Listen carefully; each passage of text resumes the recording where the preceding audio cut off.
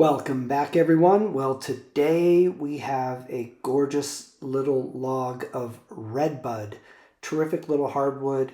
I'm going to try to make something I have never tried before, so let's go.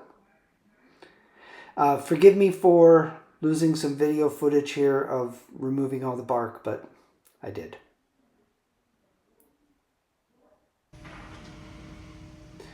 So right when I got down to everything, I noticed this lovely huge void right in the middle of this gorgeous piece of wood. What the heck am I going to do? So what I decided to do was use some 5-minute epoxy and use some nice mica powder to give it some color, and we're going to make it a feature.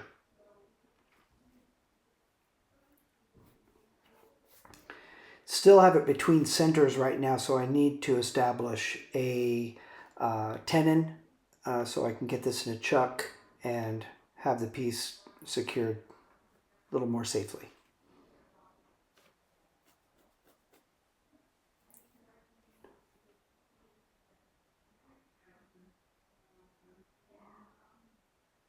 Nice little bug damage on the outside, but I think we'll be able to turn past that.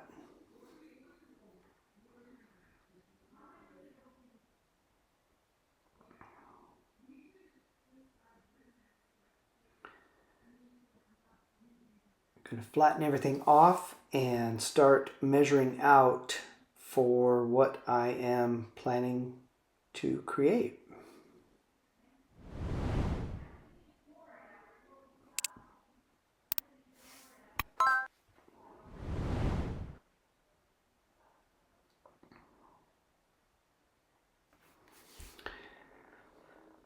Lots of parting and measuring and probably overthinking because again, this is not a very difficult project. I've seen many people do them, but I've never done one myself, so it's kind of a first, so I think I took it a little bit slower.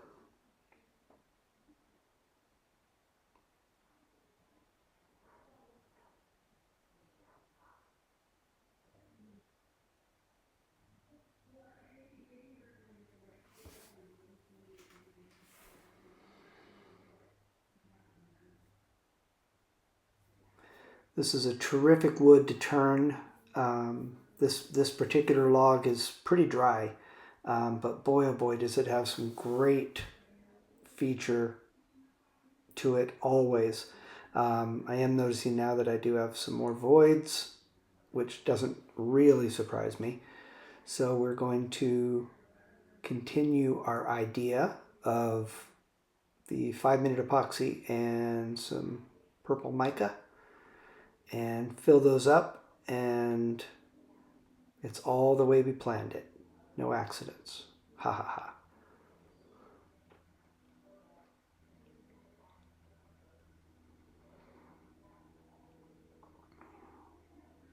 I also apologize for the camera angle. I'm realizing that you can't actually see the tool, but I'm hoping you can get the idea of the shape I'm trying to get here.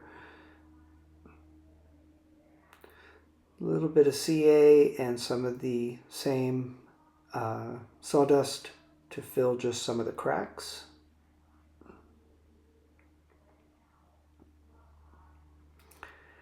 We're going to go ahead and hollow out the center of what's going to be our goblet, chalice if you like, and we'll finish that before we take any of the mass out of the center, what's going to be the stem, because you lose a lot of stability if you do it the opposite way.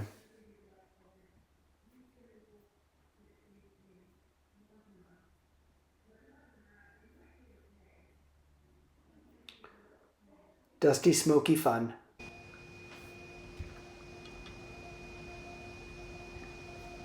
Now we'll go through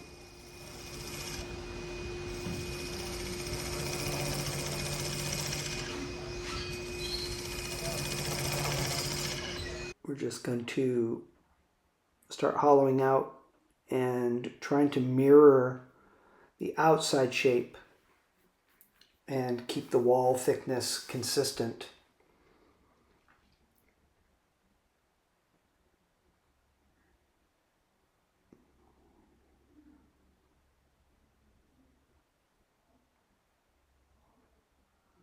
I'm kind of rounding what is going to be my captured ring on this piece with my skew, and I finished off a lot of the sanding and everything before I would try to separate it, because it's very time consuming to do that once the ring is disconnected. I'm just using a very fine point carbide because I don't have the special fancy tool to do this, and trying to go very slowly. If you'll notice, like a fool, I took off the tail support, or tailstock support.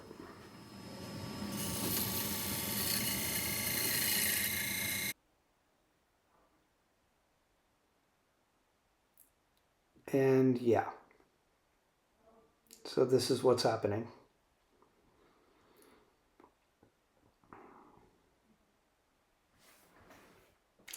I got it put back onto the chuck and put this tailstock support back up with my little block to give it some stability. Luckily, there was only a couple little nicks that I had to smooth out. It didn't do any big damage, so thank goodness.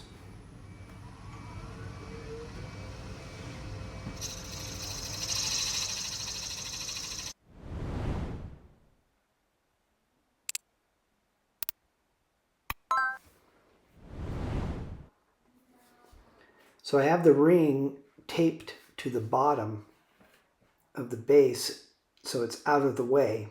And what I'll try to do is finish the top portion of the goblet. And once that is done, I'll flip it and tape the ring to the top portion, and then I'll finish the bottom.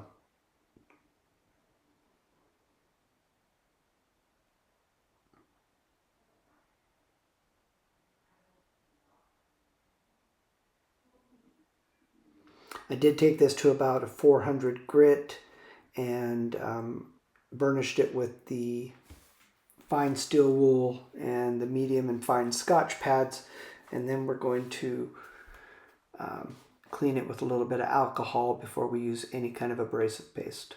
But boy, it's coming out pretty. Love this wood. Again, this is just some alcohol to clean it up a little bit.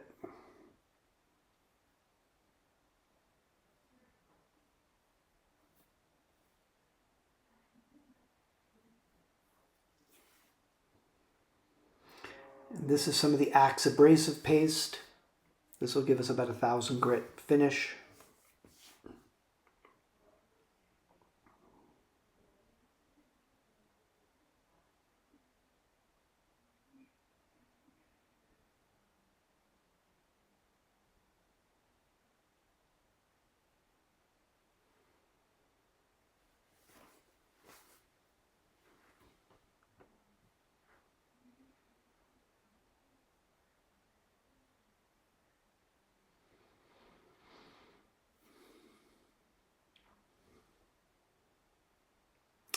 Time to take that ring off and see if we can reposition it and finish off the bottom of the goblet. I'm taping on a piece of sandpaper because somehow or another you need to sand the inside of that ring.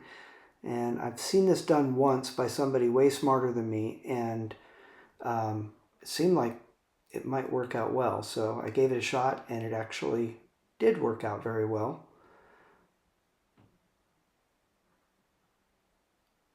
Otherwise, you're sanding by hand for quite some time.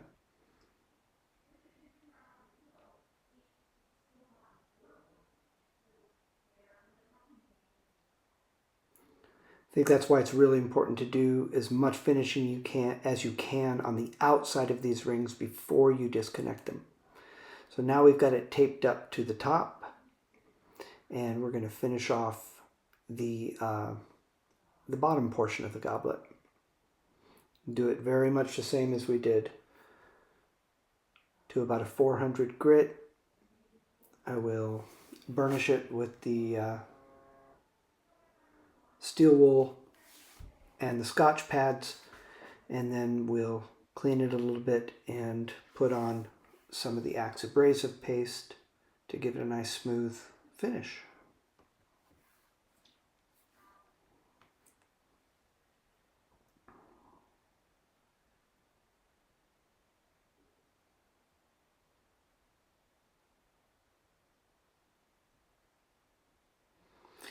This is the axe.